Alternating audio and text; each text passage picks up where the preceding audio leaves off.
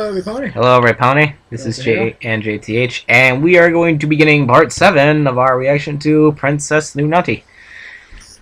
So here we go. Let us not waste any more time, because here we go. Sorry, I felt like being random there. Me. Huh? Was all Spike says. He stared at the two mirrors before him. Never mind, Colgate deepanned while she floated her sunglasses away. Just please get us a cool and a scroll really fast. Why should I? Spike asked, raising his eyebrow. Because it's important, and it involves the princess, Colgate said in a half-pleading tone. Yeah, right. You're just two crazy ponies trying to play a prank on me. Spike crossed his arms. Colgate huffed lightly and realized she may not have a choice. She turned to Carrot Top, whispering in her ear. It's time to turn to Plan B, Colgate whispered. Carrot Top nodded, nodding with a slight gulp. Spike took his eyes off the two of them for a few moments, taking the time to wipe his eyes when he looked up and see just how late it was. He put his attention back to the two mirrors for a moment before realizing they had somewhat changed. Pardon? Somewhat changed. They were still them, but their expressions were different, standing much more dissimilar? Oh dear God. I guess that's the word. Similar poses. Carrot Top had her head hung low with one of her hooves batting at her mane with her body turned slightly turned, wagging her flank slightly. Oh God. Colgate had her body curved in a half circle, puckering her lips and wagging her eyebrows. Both of them stared at Spike with the most seductive gazes they could put on, making Spike freeze as he felt a cold shiver run up his spine. They're trying to seduce him. You write the letter, I fuck you. What are you two? He began, his throat beginning to choke up as a bead of sweat ran down his cheek. Hey there, big boy, Colgate spoke up, taking a step closer. Do you think you can help us with our little problem? God. Unless they're just trying to butter him up so he'll help. Yeah. I'm sure a strong, confident, handsome dragon such as yourself can work his way through anything that gets in his way, Carrot Top said, wagging her flank a bit more. The two approached slowly, banging their eyelashes at the young dragon while still keeping up the same seductive gazes they stared out with. Spike began to back up, walking into the library with the two mares coming after him. His words stuttered as he tried to make something come out of his mouth, but his throat kept choking from the sight of the two mares approaching in such a manner. Are these crazy ponies coming onto me? He yelled in his mind. Bingo! Your scales must be so tough and so hard. I wonder how hard he really is. Oh my God. Colgate giggled with a playful wink.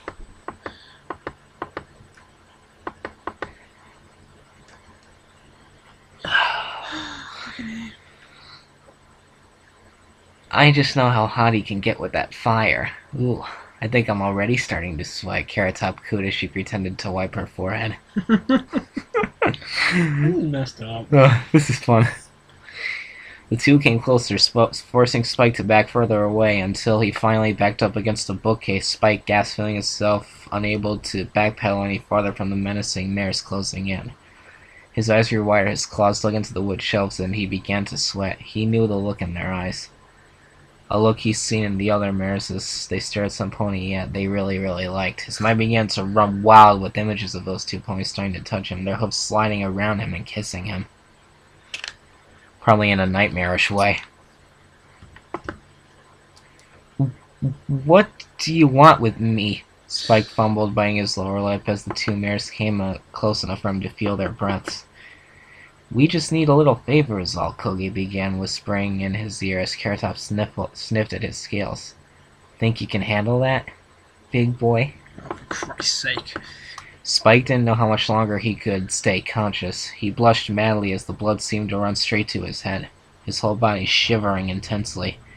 He watched as Colgate rose up a hoof, placed it on his upper chest, and slowly began dragging it down. That's when he lost his cool. No, please! I'll talk! You'll talk? Carrot Top blinked. He doesn't want to, get that going on. Wow. Oh my God. Can I read this part? Yes. I'm the one who paid Sweetbell to take a picture of Rarity in the shower. Hold on, I want to get the pillow I use. Are you serious? Are you serious, bro? Whoa. I'm the one who paid Sweetie to take pictures of Rarity in the shower, Spike blurted out suddenly, catching the two mares off guard. I'm the one who found Twilight's hidden stash of medieval romance books, fell to his knees in a pleading manner, and I was the one that spiked the punch at Pinky's last party. I was the one sneaking into Applejack's house when the Crusaders were sleeping over. I'm the one who paid school to... You think you can read everything that Spike's saying? Wait. Catching the two mares off guard, I'm the one who found Twilight's. I'm the one who found Twilight hidden. Stash of medieval romance books. Spike fell to his knees in a pleading manner. I was the one who spiked a punch at Pinky's last party. I was the one sneaking around Applejack's house with the Crusaders when they're sleeping over. What the fuck? I'm the one who paid Scootaloo to take a picture of Rainbow Dash while she was exercising. I'm the one who snuck into Fluttershy's house dressed as a scared fox to sleep in her bed with her. It was all me, I'm sorry. What? Colgate and Terratops stared at the distraught dragon, unable to believe their ears. What the hell? Just please, don't take my virginity away. I want to wait till I have a shot with Rarity. You see? Colgate blurted out as she turned to Carrot Top. I told you he was a pervert. Ugh. Carrot Top grumbled before grabbing him Spike with the hose and shook him in aggravation. Look, Spike, just send a letter to the princess for us. That's all we came here to do. You got a lot more than with your camp. Really? Spike's eyes looked back at her, doing his best puppy dog resemblance. Oh, God. Yes, we really were going to seduce you. We just wanted to use our feminine wiles to get perverts like you to do what we want them to do. But, hey, I'm not oh, wait. Spike stopped mid-sentence, remembering all the stuff he had just blurted out. Colgate, just get the letter started, please. Fine. There's a quill and a blank scroll over there. I'll get started. Using her magic, Colgate began to write down the messages on the scroll. Carrot Top continued to hold on to Spike. The message was brief, but I told them what they had planned. It was pretty much that they had suspected Berry Punch to somehow be in alliance with Princess Lunaughty, and that she was waiting for them at the Ponyville windmill.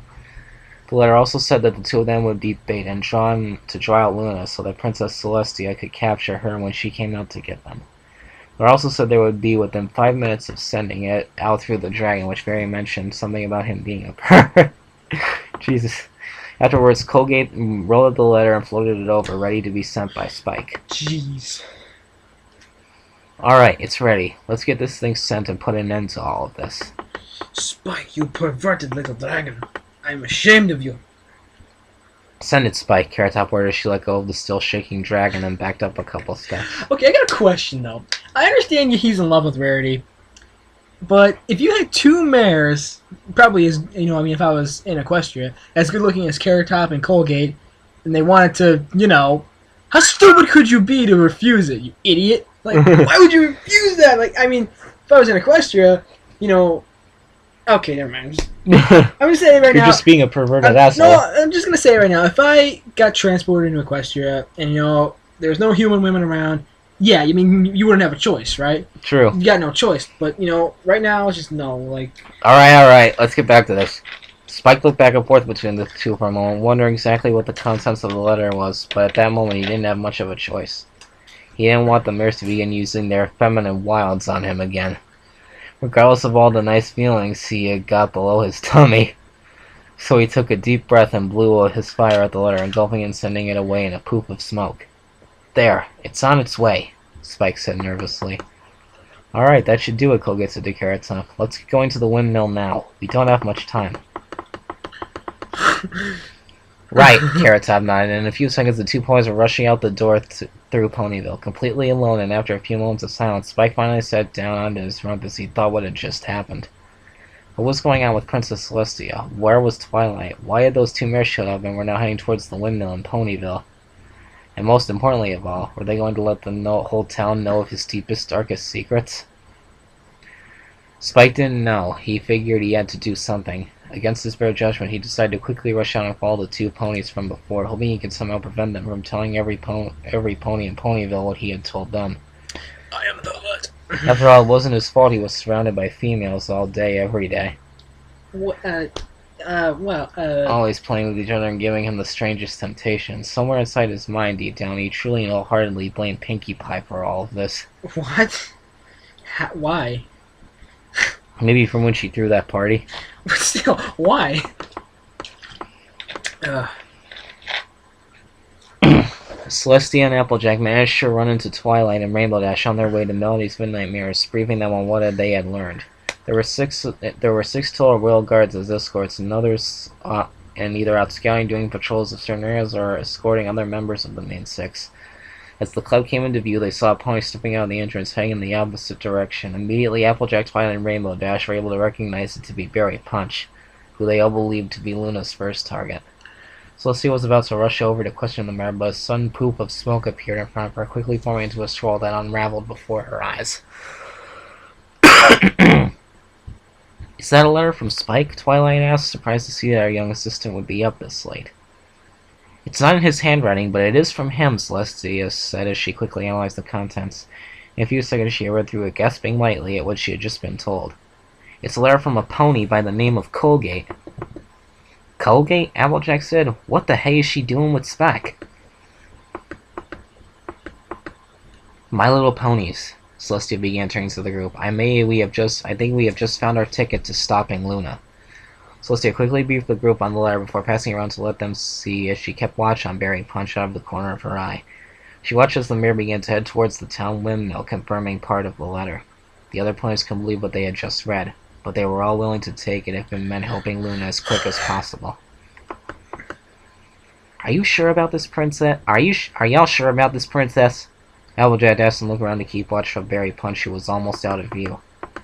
I'm certain. Rainbow Dash, you go and round up all the other groups as quickly as you can, and bring them to the windmill on the double. On it! Rainbow Dash said with a salute and flew off without a moment's pause. Applejack, Twilight, you two go along with my royal guards. You two along with my royal guards will hide around the perimeter of the windmill. When you see one of your friends or some guards passing by, hail him over and brief on what's going on. Keep them close around the windmill, waiting for my command to bring out the elements. What was I to do? This sucks. Not a problem, Princess. Twilight beamed optimistically as Applejack gave an assuring nod. I'll follow the one named Berry Punch closely, keeping an eye out for Luna as well. Are you girls ready? We sure as sugar are, Applejack announced. Be careful, my little ponies, for I feel some things may not be as they seem. Celestia gave an almost paranoid glance in both directions before she turned around and took flight, flying slow and low to the ground in order to keep an eye on Berry Punch. Twilight and Applejack nodded to each other, then to the guards around them as they all rushed around another street, taking the back path to the windmill so they wouldn't be seen by Berry Punch on their way there. In the distance, Rainbow Dash had already found Fluttershy and the few guards that were with her. They were already close to pinpointing Rarity's location.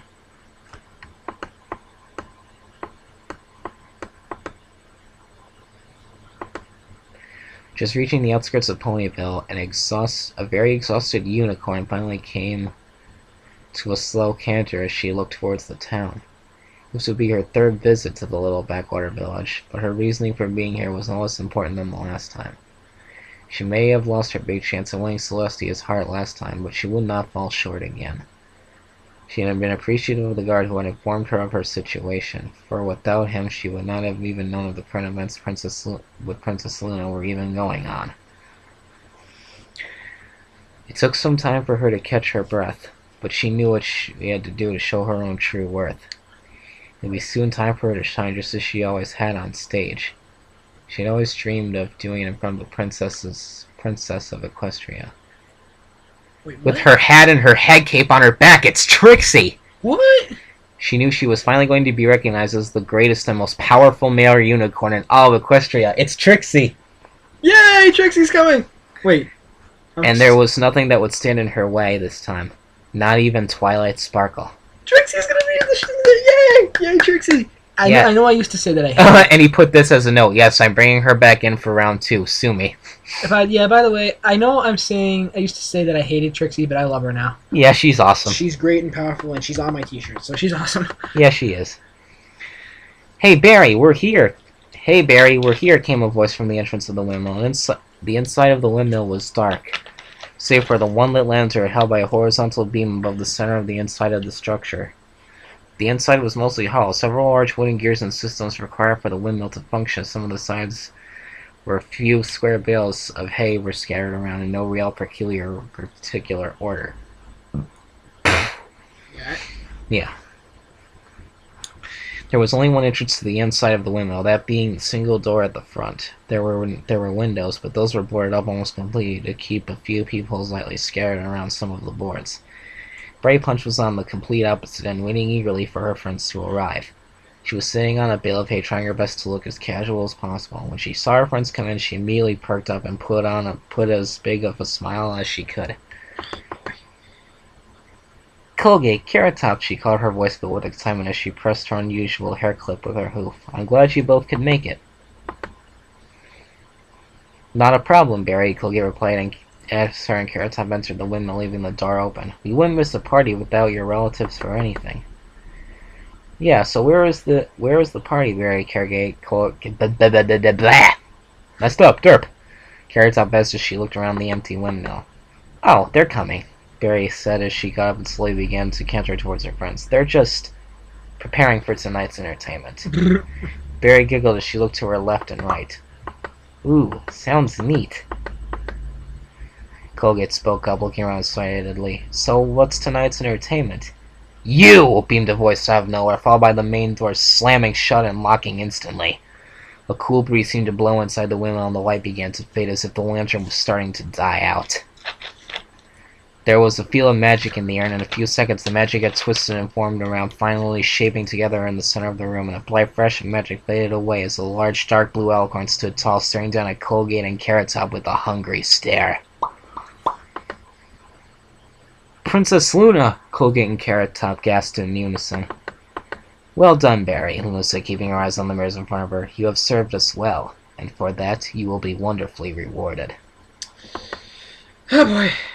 I will, my mistress? Barry asked, Stop calling her that. a twinkle in her eyes as she ran up beside Luna. Yes. Now, before we take all of you at once. Barry, Luna looked over at the purple drunkard. We'll let them have a go at one. We'll let you have a go at one of the two first. It's up to you. Take your picture which Mary you have desired most to feel. Oh, for Christ's sake. For crying out loud. Barry's eyes squinted as she examined Carrot Top and Colgate, neither of which could believe what they were seeing or hearing. They took a step back, but both of them knew that their escape route was already cut off.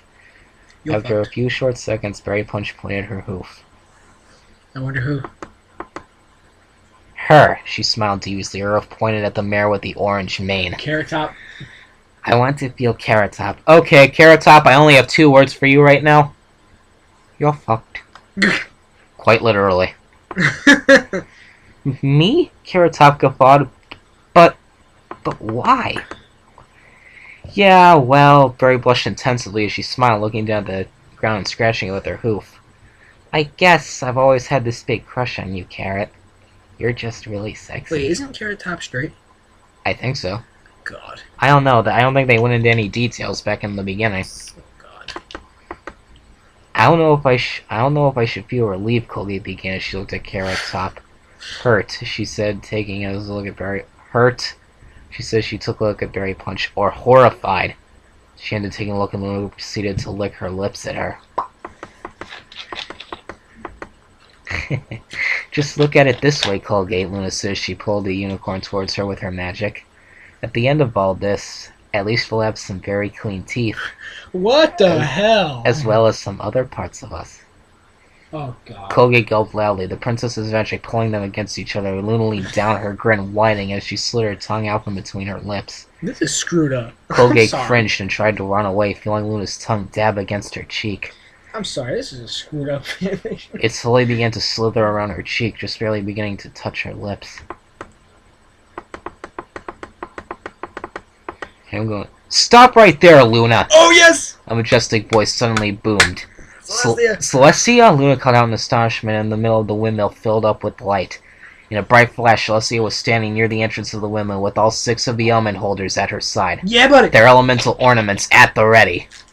There were even a few royal guards that managed to bust their way through the door and the boarded-up windows, letting a small bit of moonlight into the establishment. $5 that Trixie's gonna screw this up. Celestia approached slowly, the main 6 fanning out into a straight line in front of her as they all stared at Luna, who gently pushed Colgate away from her into a pile of hay.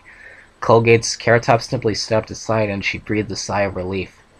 "It's over, Luna! It's time to end this!" Celestia demanded, her eyes narrowing as she stared at her sister. "You can't do that, sister. You can't stop us now." Luna stomped her hoof, lowering her head as if ready to fight with Celestia. Oh dear. "Don't try it, sister. I have the elements with me. There's no fighting it. You know that well enough."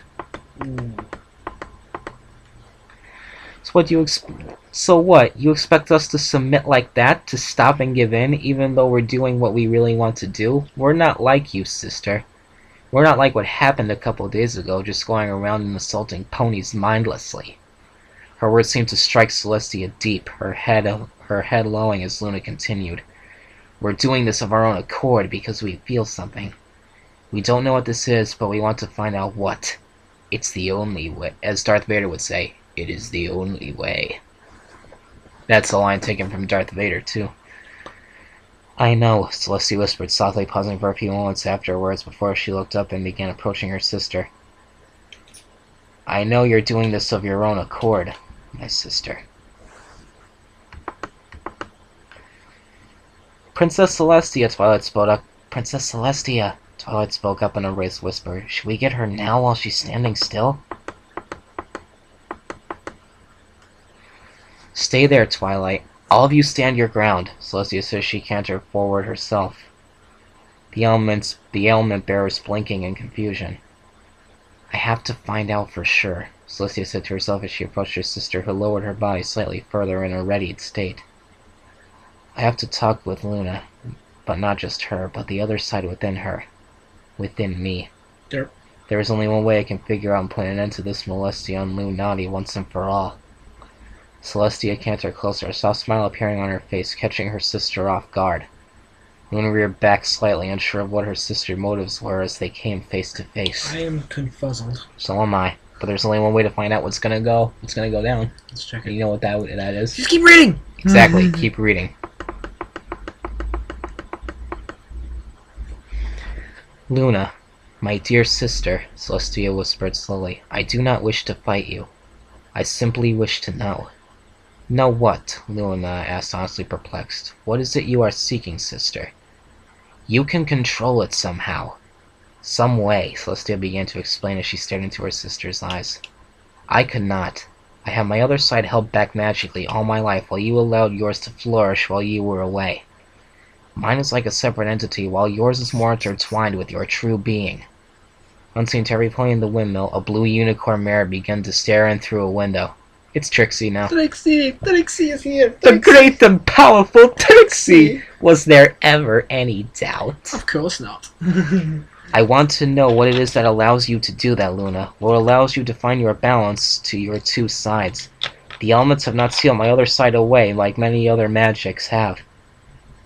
It's let me feel it. Let it whisper to me from the distance. I want to know how to control it. To be a part of it without it consuming me. How do you do it, sister? What makes you still have control?" I see what she's getting at. She wants to know how Luna controls her sex-hungry side so she can control hers.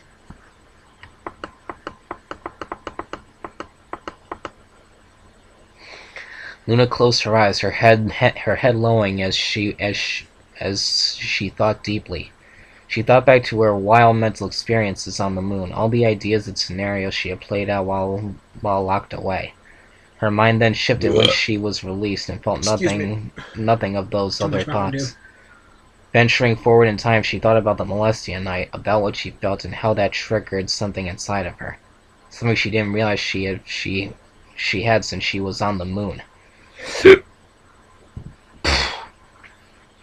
Then her mind rested on the night with Twilight, how she had experienced a great epiphany of some sort, where she seemed like at balance with herself and this other side. At balance, Luna thought to herself. I was at balance with this other side like it was truly another side of me. I'm out of Mountain Dew. And it is. So why does my sister not have the same feeling? Sister, Luna finally said, opening her eyes and looking back at Celestia. We have found balance in our mind and our heart and allow us to feel at peace. But only if we indulge. A balance? Celestia pondered her thoughts briefly. Yes, when we were freed from Nightmare Moon, our mind was clean. It was fresh, functioning not too dissimilar from yours. But when we had your Molestia side released, you assaulted us. It jogged something in our memory. Derp. We were reminded what we had experienced from our stay on the moon for 1,000 years. Our mind was allowed to flourish, to explore itself, and not keep certain parts locked away like you had. I had given every part of my mind and freedom it desired, and it took from me what a bit of indulging in order to satisfy it. Give and take, Celestia gasped lightly as if pieces of a puzzle suddenly fell into place. That's it. That explains it all. Oh, what? Don't tell me she's gonna turn to Molestia now. I don't know. God, that'd be hilarious. What? Luna, my dear sister, I could not have figured this out without you. Celestia sent her most sincere voice, a soft smile on her lips. Even with my vast wisdom and knowledge, I only saw the other side of you as an undesirable essence, part of time that indeed had been locked away, but now I see the folly of my ways. Balance. It's all about giving and taking. The inside of my mind has never been balanced because the parts of it that needed attention were never given anything.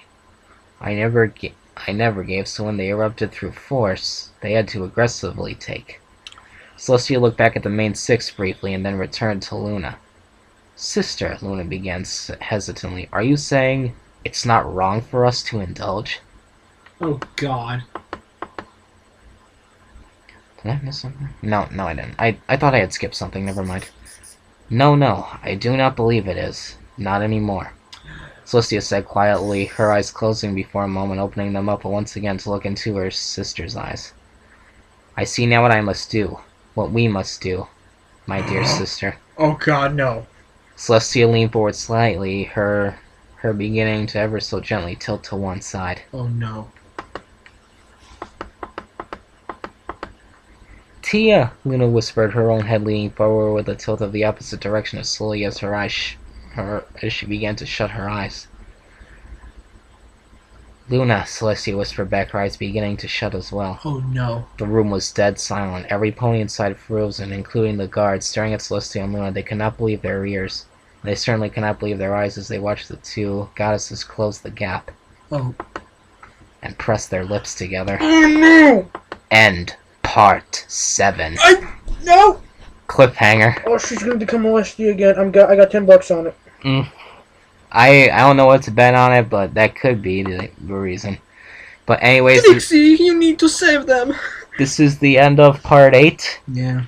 And we will see you in... This is Part 7. This is Part 7, yeah. And we will see you in Part 8. Yeah. I'm out of Mountain Dew. Damn. Yeah, we will see you in Part 8. This is Tails. This is JTH. Goodbye.